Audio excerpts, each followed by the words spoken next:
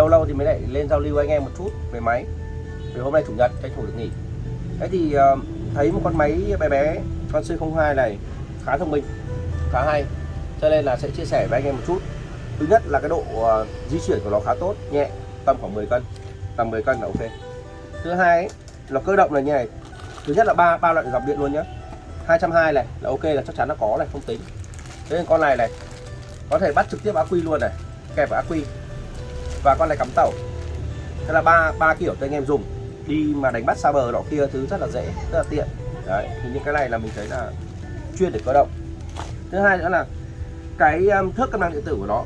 Như đây, ví dụ cái phần thước của nó đây, thì mình ấn vào đây, nó lên cái đèn này và mình sẽ chuyển cái này sang đây, ví dụ như này, đây, đấy, anh em thấy không?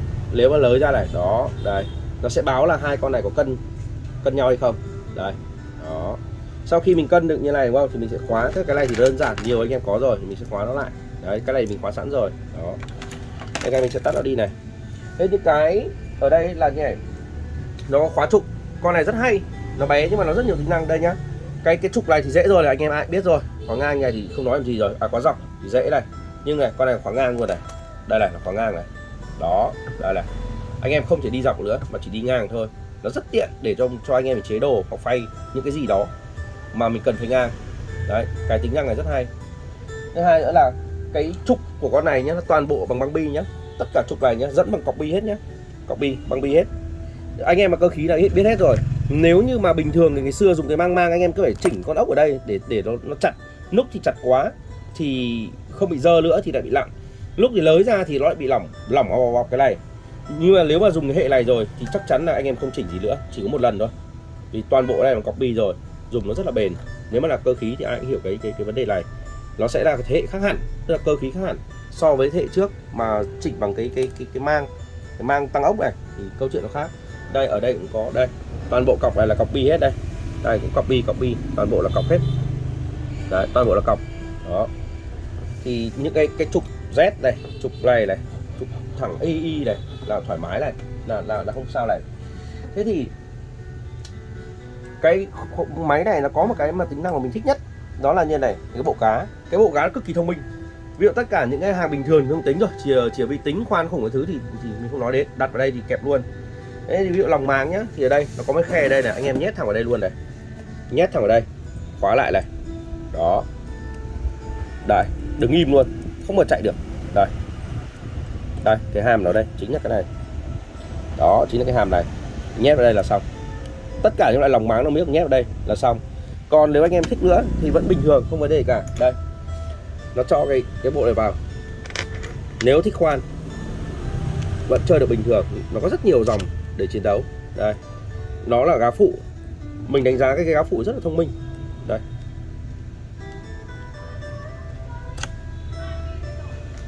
đây, nếu không thích kẹp kiểu đấy, cho vào đây,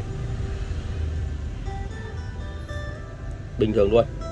Đây, nó đỡ hết ở dưới nhé, ở dưới là đỡ, nó y như kiểu dạng máy phay CNC, nó sẽ có đỡ ở dưới. Thì đây, anh em khoan thẳng vào đây luôn, không vấn đề gì cả, đúng không? Ngoài ra nhé, con này vẫn để bộ này luôn, bộ này chuyên để kẹp cái dạng dòng tay chìa vào. Tất nhiên ứng dụng thì lớn lắm, anh em muốn làm gì thì mình kẹp. Nhưng ở đây ví dụ 4 cạnh là mình phát hiện thấy cũng hay, 4 cạnh nhá, kẹp vào đây. Cho nên là khi mình đi làm ấy, mình nếu mà đi đến nhà khách mình chỉ cầm một con này thôi là có thể thay luôn cái máy cắt ngang, cắt răng bình thường của mình.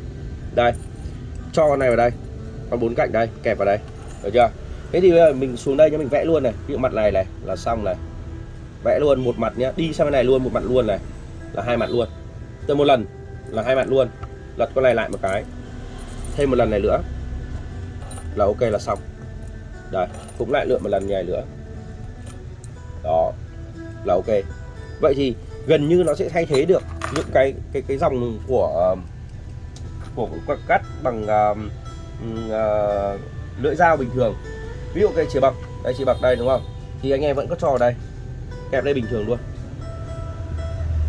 Đây, lấy hẳn cái này ra, đây, nó vẫn kẹp được hầm bình thường. Đây, đây nó vẫn vẽ răng đây bình thường luôn. Đây, nó vẫn vẽ đây, đó, vì cái này nó treo trên mà, cho nên nó vẫn vẽ được bình thường. Thì nó rất là thông minh.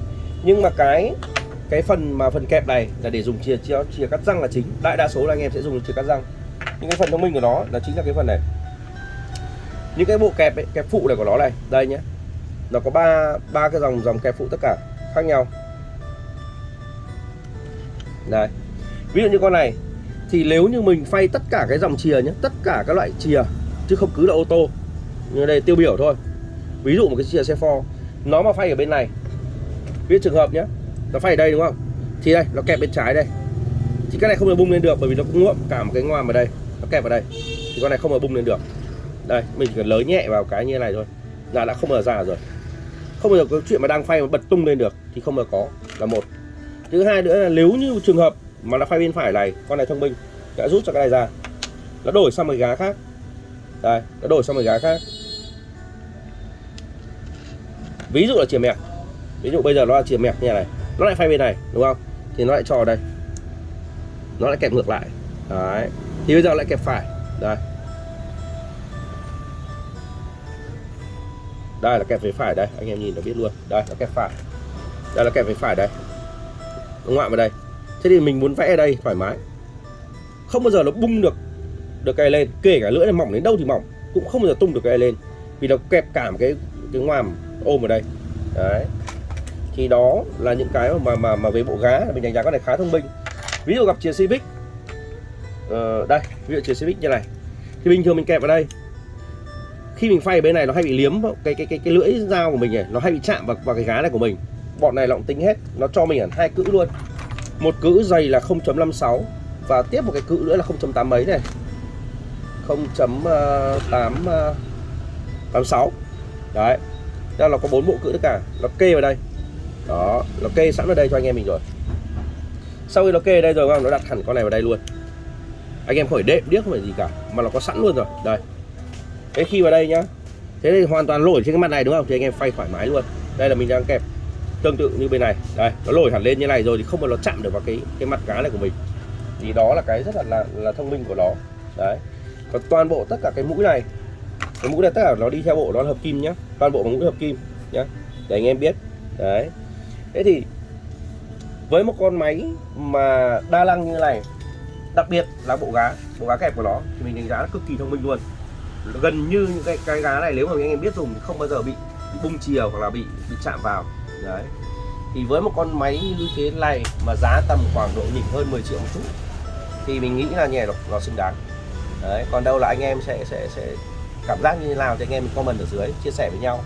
Thì mình nghĩ là tầm hơn chục triệu thì hợp lý cho một cái dòng máy, và chất cơ này thì khá là ok luôn. Đây, cực kỳ chuẩn luôn. Rất là cool. Đấy, anh quay một chút.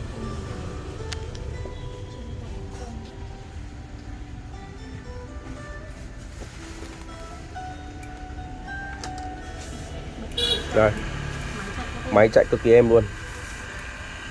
Đây, đang chạy đây, 5.000 vòng nhá, con này chạy là 5.000 vòng nhá, 5.000 vòng, chạy cả ắc quy, chạy cả ấy luôn.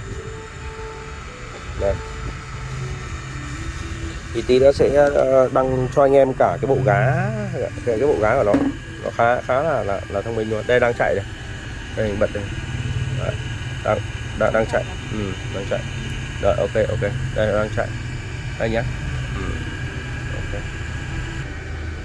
Ok, thế thôi, thỉnh thoảng lên review với anh em một chút thì video cũng tương đối dài, thế cho nên là có xin phép anh em. Đấy, anh em mình cứ bình luận và cân đối để mình sẽ nhập những cái sản phẩm mà nó có chất lượng tốt hơn, để làm sao mà tất cả anh em mình dùng máy chất mà giá nó hợp lý cho mọi người. Ok, chào anh em.